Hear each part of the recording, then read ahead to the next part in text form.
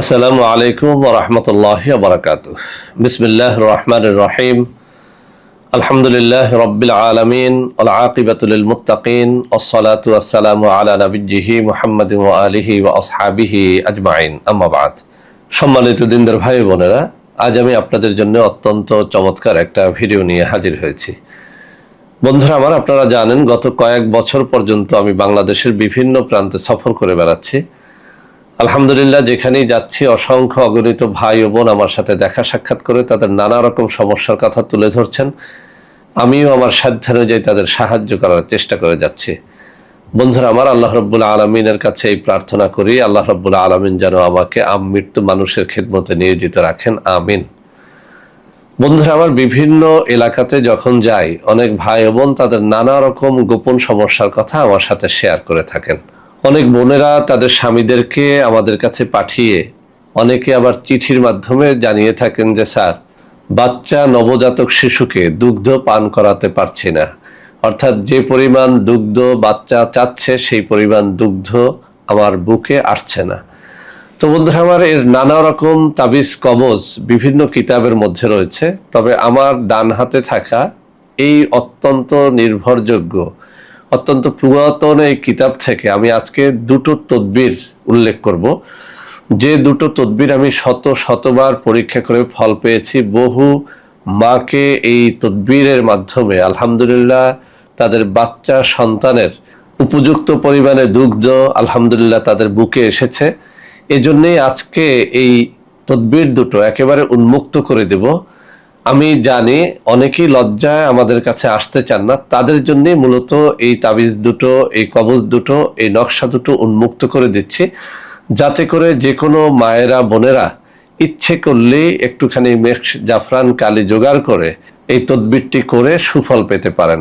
তো বন্ধুরা আমার, আপনাদের মধ্যে যে সমস্ত স্বামীরা মোটামুটি আরবি শিক্ষিত, কিছুটা আরবি এলেম কালাম রয়েছে, তাদেরকেও বলবো আপনারা আপনাদের মা বোনদেরকে এই কবজের মাধ্যমে সাহায্য করতে পারেন।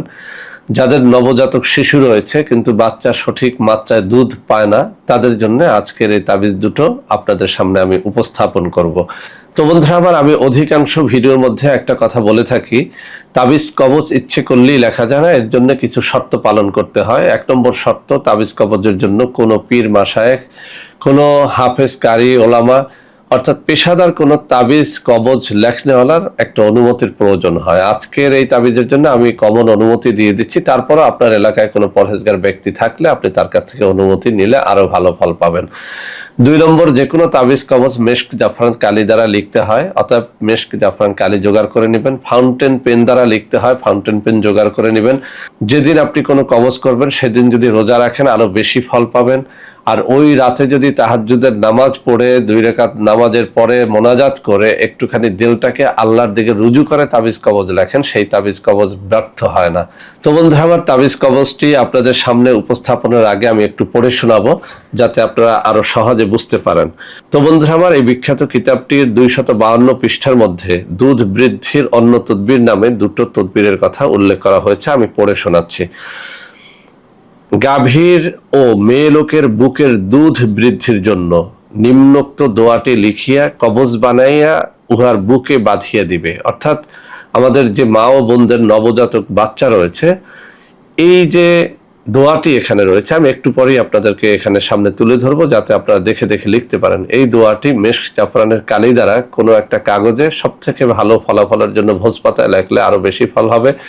তো ভোজ পাতায় বা কোনো একটা কাগজের মধ্যে মেশক জাফরান দ্বারা কোনো একটা পবিত্র দিনে পবিত্র সময়ে লিখে এরপরে যদি আমার মা ও বোনের গলার মধ্যে এটি ঝুলিয়ে দেন, অর্থাৎ তার বুক বরাবরে, স্তন বরাবরে যদি এটা ঝুলিয়ে দেন, ইনশাআল্লাহ স্তনে দুগ্ধ বৃদ্ধি পাবে। এখানে দুধ বৃদ্ধির আরো একটা কবজের কথা উল্লেখ করা হয়েছে। দুধ বৃদ্ধির অন্য তদবির, মেয়েলোক কিংবা গাভীর দুধ কমিয়ে গেলে নিম্নোক্ত আয়াত 18টি রুটির উপর লিখিয়া 3 দিন অথবা 7 দিন খাওয়াইবে, আল্লাহর রহমতে দুধ বৃদ্ধি হইবে। দোয়াটি এটি অত্যন্ত পরীক্ষিত। সূরা আর রহমানের একখানা আয়াত, ফীহিমা আইনানি তাজরিয়ান ফাবিআইয়ি আলাই রাব্বিকুমা তুকাযযিবান। আমি আবারও পড়ে শোনাচ্ছি। ফীহিমা আইনানি তাজরিয়ান ফাবিআইয়ি আলাই রাব্বিকুমা তুকাযযিবান।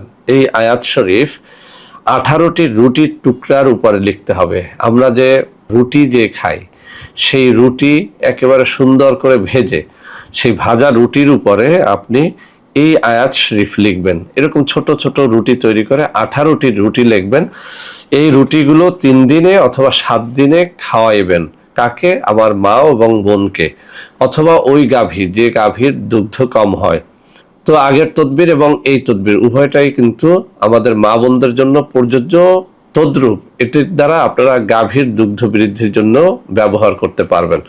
তো বন্ধুরা আমার, আমি হাতে তুলে ধরে দেখিয়ে দিচ্ছি।